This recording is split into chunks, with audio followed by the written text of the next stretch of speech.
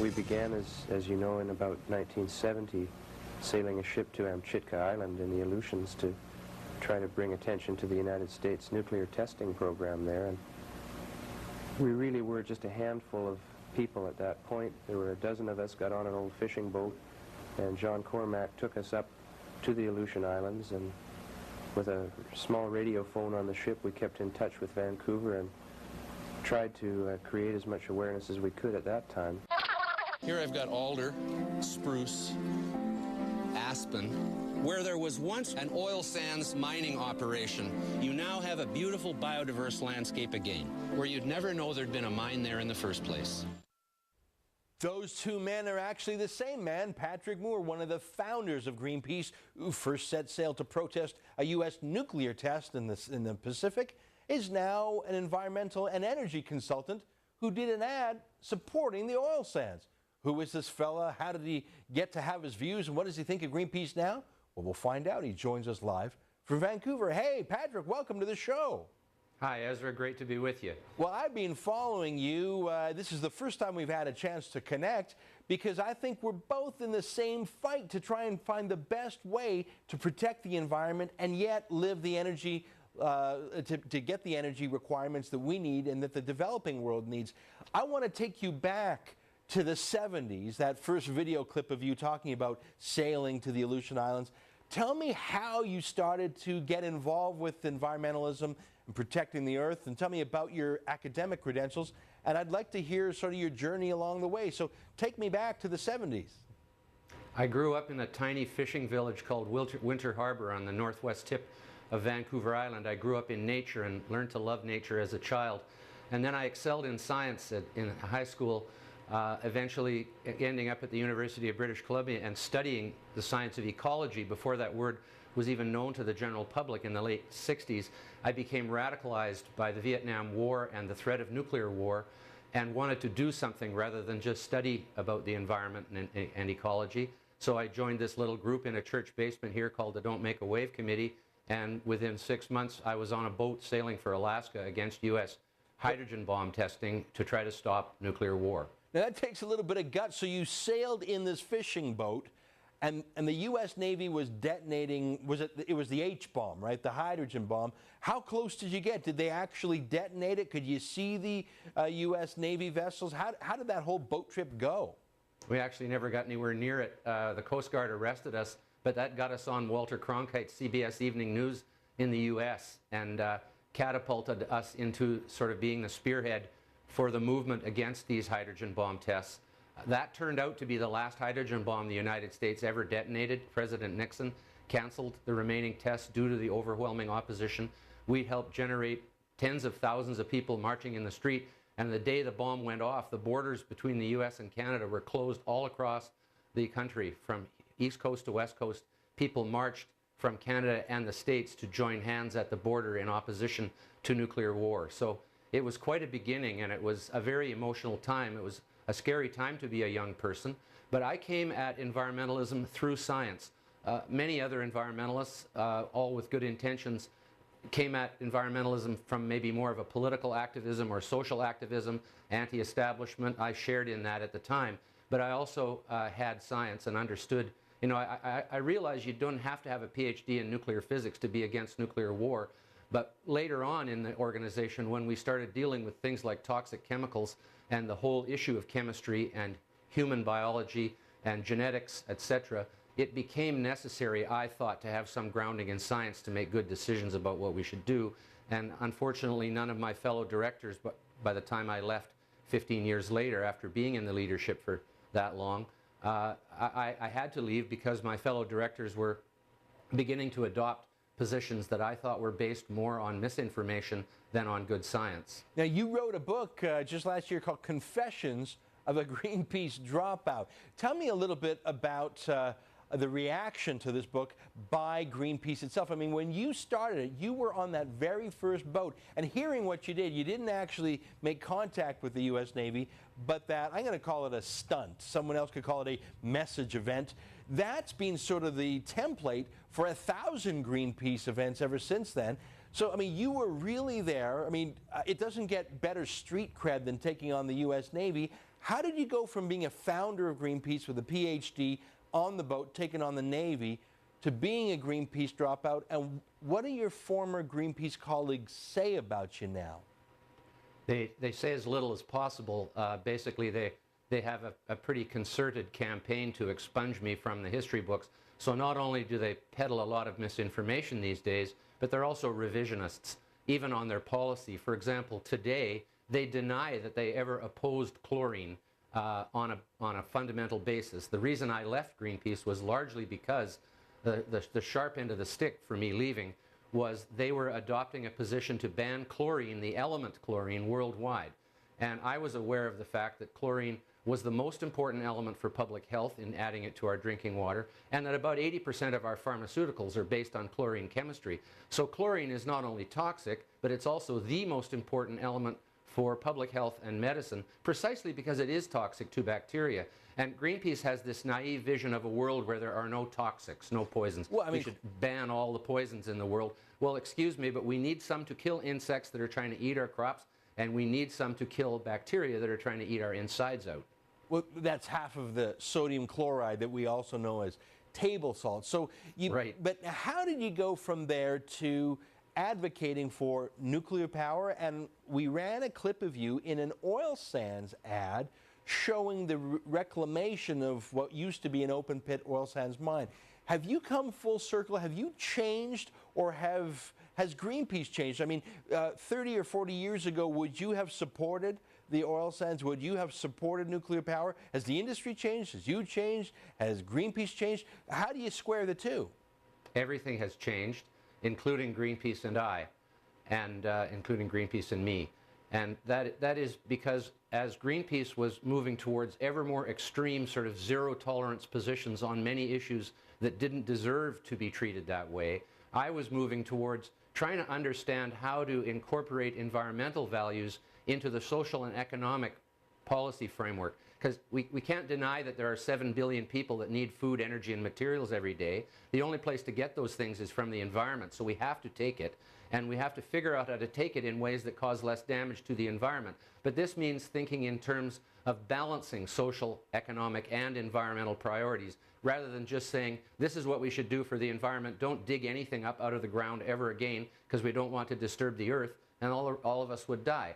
So that isn't really a very good policy framework. And so what I've done since I left Greenpeace is to try to develop an environmental policy platform that is based on science and logic, that takes the needs of humans into account on a daily basis, and at the same time works through changes in how we do things, our practices, as in forest practices and agricultural practices, driving habits, etc., and also our technologies. Moving from fossil fuels to nuclear is a major trend that needs to occur in this world if we're going to conserve our precious fossil fuels and at the same time reduce the environmental impact our energy production has. And there's a whole bunch of positions and policies that are outlined in my book very clearly, which is available on Amazon in all countries of the world and as an electronic version, Confessions of a Greenpeace Dropout. I am still as true to environmentalism as I ever was, and it's all your fault that I went on that ad for the oil sands, because I read Ethical Oil, and I believe you did a great service to Canada as a patriot, and also to understanding this issue at a more fundamental level about this whole stupid thing about dirty oil, as if our oil is dirtier than other people's, which is just a slur in the first place. It doesn't mean dirty like in dirt, because dirt is good, because plants grow in dirt, and so do all our food. And so there's nothing wrong with dirt. But to call our oil dirty is just name calling. It adds nothing to the debate or to the information. It's just a throwaway term, and you, with your ethical oil, turned that on its head, and it made me come out. Because, I mean, I'm already an environmentalist in favor of nuclear energy and using genetics to improve our food. So I'm considered somewhat of a turncoat by many in the so-called mainstream of the movement, which is actually now a pretty much radical rump as far as I'm concerned. But I had to come out in favor of Canadian oil sands because we have better environmental rules, we have better human rights, and we have really good worker and labor laws. And unlike people in Saudi Arabia, women can't drive cars and have to wear burqas around, and Nigeria, which is so fraught with violence, and Venezuela, which is practically a dictatorship. You know, Mexico and Canada are really the two best suppliers of oil from a political and ethical point of view, and Canada is the best of all. Patrick Moore, you've said some very generous things about my book. I appreciate it. Don't go away, please. I want to talk to you more after the break about the international antis that are targeting Canada. That's next on The Source. Welcome back. We're talking with Patrick Moore, one of the founders of Greenpeace, who now is supporting not just the oil sands, but nuclear energy. Patrick, you were telling us before the break that you support nuclear energy. Can you speak to the problems in Fukushima, Japan, that happened about a year ago? What lessons can we learn there, and what are the real facts that have been obscured by the media mania? There's a lot of lessons to be learned from the incident at Fukushima, particularly about how to keep the reactors cooled during a loss of electricity incident, a total blackout of the station, as it's called, the nightmare of any nuclear operator. That is what happened at Fukushima, and radiation was released into the environment, unfortunately. But the other side of it is no one died from radiation at Fukushima, and no one will. The Radiation Effects Research Foundation is based in Hiroshima. They have followed 100,000 survivors of the atomic bombs over the years, and they know exactly what the dose-response ratio is for various amounts of radioactive exposure, and they have made it very clear that no one received sufficient radiation to cause long-term health effects at Fukushima. Meanwhile, over 20,000 people died in the tsunami. That was the real tragedy there. Fukushima was a wake-up call, and lots has been learned from it, but it is not any reason to be against nuclear energy. Well, it was a huge success story in terms of public safety. I mean, I'm not anti-coal, but I might point out how many hundreds of coal miners die as a matter of course every year. This was a once-a-century accident at a nuclear reactor, not a soul died. Let's switch back to Canada. In our last segment before the break, you used the word radical rump to talk about Greenpeace. That's similar language to what Natural Resources Minister Joe Oliver used to describe some of the foreign-funded environmental. He used the word extremists and radicals taking on the oil sands. Tell me a little bit about the kind of foreign-funded NGOs that are targeting Canada's oil sands. I guess my number one question is, why are they focused on Canada, which I consider to be the gentlest oil producer in the world, instead of going after China or Russia or any OPEC country? Why are your former colleagues from Greenpeace focusing on us? Well, one reason is that Canada is the only country with a major oil sands operation, so it's easily singled out as a target. The other reason is that I think they just feel more familiar with the political territory here rather than going to Saudi Arabia and maybe being assassinated for being against oil production there or whatever they would do to you. But the fact is that the Canadian oil sands, the reason I support it is not because of the oil specifically. It's because of the reclamation job they are doing and are required to do when they're finished getting the oil off the sand, in which case you do have to open up the earth. And it's a pretty ugly sight when you do that. It's like watching surgery, you know, and so you open up the land and get the oil off the sand, put the sand back pretty well clean. One of the operations up there is called white sands, because at the end what you have is oil on one hand and white sand on the other hand, because you've taken the oil off the sand, and you put the sand back in the ground. It's called tailings ponds, and they look kind of ugly while they're in operation. But once they're finished, they recontour the land and put it back to pasture or boreal forest again, and they're very good at doing it, and they're required by law to do it to every square inch, and that's good enough for me. It's not like they're not going to reclaim Edmonton anytime soon, or Vancouver or Los Angeles. Those are permanent destructions of the original ecology in order to have places for people to live. Whereas with the oil sands, they're going to put it back to a wild boreal forest again when they're finished with it. So what is wrong with that is why I got incensed about how we were being characterized in our markets, where people can't really see, except for pictures that Greenpeace shows them of the total destruction of the land, not showing them what it's actually going to look like when they reclaim it. Well, I think that's the biggest challenge the oil sands faces, is those open pit mines. It's just aesthetically a problem. I mean, you never see the reclamation in a Greenpeace fundraiser because that's not sexy. I think... Go ahead. Ezra, the United States has over 10 times as many open pit coal mines which look exactly the same as the oil sands. If you take a picture of an open pit strip coal mine and take a picture of the oil sands, it's black and ugly in both cases, And they're almost identical, and they're both fossil fuels, and they're both using giant machines. So it isn't that the oil sands is somehow particularly unique, other than it's oil, and there are no other huge oil sands operations in the world. But Canada has lots of big open pit strip mines for coal too, in British Columbia and Alberta and in Saskatchewan at Estevan. So I mean, and I've seen these things, and I know they look exactly like the oil sands. So there's no logic at all to singling out the oil sands. We're running out of time. I really appreciate this discussion. Let me ask you a political question. I mean, I know that you're driven by science. You were the only true ecologist PhD on that first boat that went out there 30-odd years ago. But now it's political. I mean, we've got this review panel looking at the Northern Gateway pipeline that would take oil sands oil to the West Coast. Now, I know right now there are tankers going up and down the BC coast between Alaska and the continental USA. There's tankers already in the port of Vancouver. What advice would you give to Stephen Harper and Joe Oliver and to the people of British Columbia? What comments would you say about this proposed pipeline? Because I think this is going to be a big political fight in your home province. What would you say to the public and their political leaders? Well, I was impressed with what our premier here said yesterday about these foreign influence. It's the NRDC in Washington, D.C. Robert Kennedy Jr., Bobby Kennedy Jr. is one of the principals in that organization.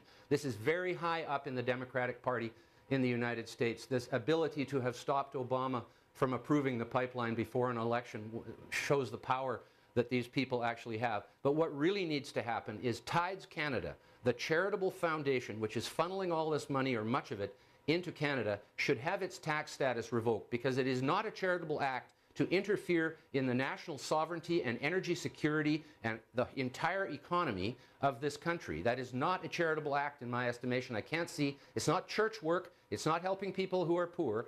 It is not even focused specifically on the environment, as far as I can see, because a pipeline buried underground from the oil sands to Kitimat, and then the tankers these days, double-hulled, and all of the safeguards they take. I mean, how do you move the oil from one place to another? That's what I would like to ask these people, is what is their proposal for how we get the oil to China? Their answer? No, there should be no oil going to China. And like, how is China supposed to work without oil? This is the kind of question I think we need to, as environmentalists, not be this kind of, it's ridiculous. I mean, I just can't think of any other word for it. It's ridiculous for the environmental movement to say we have to stop using oil when they don't have any substitute to run the 250 million vehicles in the United States. That's what the Keystone Pipeline is all about. Well, you know, someone will invent a better battery that doesn't cost $10,000 and will go more than 60 miles on a charge. I'll buy one right away. But right for now, you're not going to have a mass move to electric vehicles because they cost 10 to 15,000 times more and they don't go far enough. And that's just, unfortunately, pour billions into battery research, I say.